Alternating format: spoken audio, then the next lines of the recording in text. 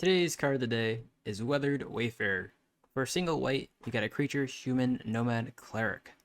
It also has 4 white, tap itself, search your library for a land card, reveal it, put it in your hand, then shuffle. Activate only if an opponent controls more lands than you. 1/1. This card was one of those cards where I was just like, why is no one playing those cards? Now, granted, it is at like $10 right now. It is seeing another reprint for Double Masters. I think it's the set name. And oh geez, the art for it for the promo version. Oh my goodness. Yeah, so this card is, I think, generally probably a staple in any white deck.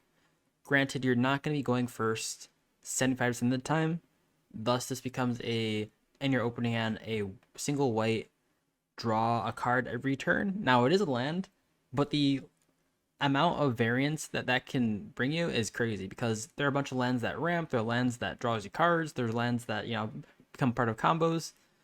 There's very few reasons why you would not run a card like this. I could see perhaps if you're running for like an aggressive base deck, like maybe this is too slow and doesn't provide much.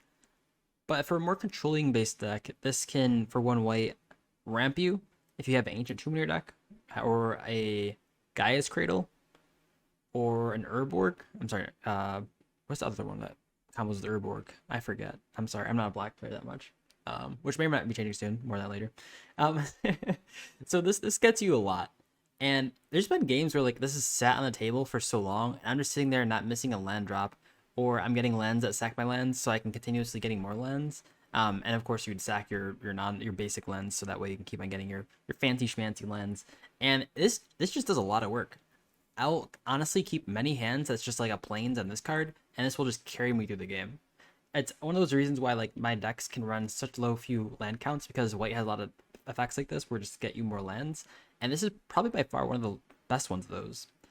So with that being said, you should run this card. I think it was played also a little bit in modern. It might be a little too slow now. But with that being said, it also has some cleric tribal support, I guess. Assuming that's the way you're gonna go. But other than that, there's not much reason not to run this.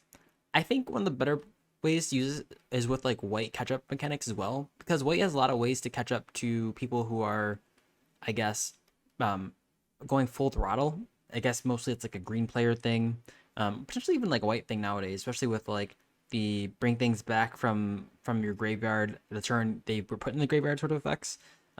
This allows you to, with the white comeback mechanic, this allows you to sort of make sure that you're always ramping, or you're never missing a land drop. And because you're never missing a land drop, and you're getting lands that are like a Lotus Veil, or getting things like Lotus Field, those lands will come into play and sacrifice other lands, and so your land count will always be behind. And as you know, your land count is always behind. This is always turning sideways. It's pretty interesting what people see what's happening with it. It's like, oh, you're just getting a land. Like, oh, you have to get a plains? No, you just get any land, and then you just keep sacking your lands, and you keep getting more lands. It's really strong. And of course, if you do sack your lands, one of the ways to, I guess, bring yourself back up to parity is having that white comeback mechanic in your deck. So things like Archaeomancer's Map, or things like Keeper of the Accord, after getting like Lotus Veil or Lotus Field, just means you're basically ramping at that point, because a lot of those lands that have you sacrifice your own lands, they keep you with mana parity.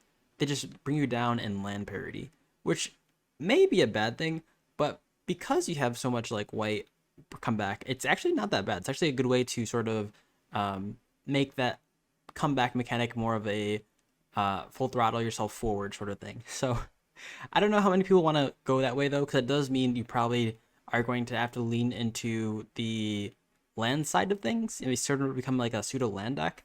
And people do sometimes, I don't know why, I don't know, but sometimes people do run land destruction. I say that unironically, or I say that ironically. Um, yeah, people should run more land destruction. But if that's the case, you're just still getting more lands. So, I mean, at your own cost is sort of the thing you do, right?